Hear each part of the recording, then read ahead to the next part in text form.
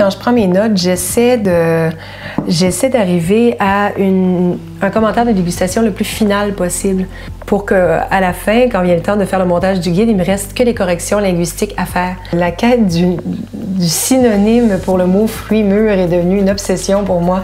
Chercher ces mots et renouveler son vocabulaire pour le guide du vin, renouveler les tournures de phrases, c'est probablement l'un des plus gros défis auxquels je suis confrontée à chaque année. J'aime la dégustation à l'aveugle pour m'amuser entre amis, vous dire « Ah oui, qu'est-ce que ça peut être? » Mais je pense que ce serait trop difficile d'un point de vue logistique du guide du vin. Il faudrait que je m'auto-piège, donc que je me cache des bouteilles, que je me les ressorte, ce serait l'enfer.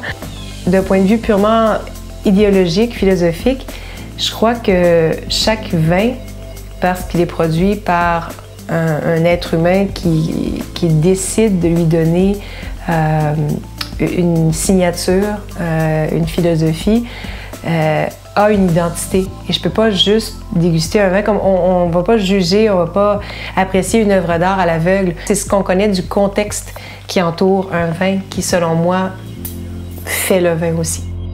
Une grappe d'or, on la reconnaît facilement. En fait, les grappes d'or, c'est un moment fort de l'année.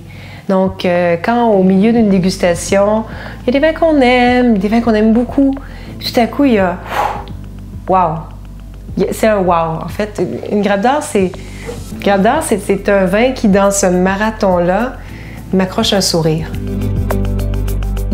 Pour faire le bilan de cette dégustation-là, précise aujourd'hui, moi, ce qui me frappe surtout, c'est la fraîcheur, en fait.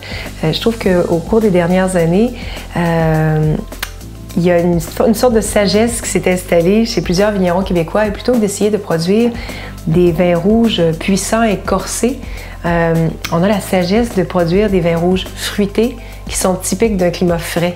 Donc, on essaie de miser sur ce qui fait la force du Québec, en fait, sa fraîcheur, plutôt que d'essayer de construire des vins puissants. Puis ça me plaît, il y a vraiment une nette progression de la qualité des vins rouges québécois. Quand je termine la dégustation, je vais prendre chacune de ces belles bouteilles, je les ferme et je les envoie chez des voisins, des amis qui viennent récupérer les caisses et qui, je pense, passent une belle soirée en ayant, j'espère, une petite pensée pour moi. Ma récompense du soir, après avoir tout recraché pendant la journée, c'est d'ouvrir une bonne bière après tant de vin.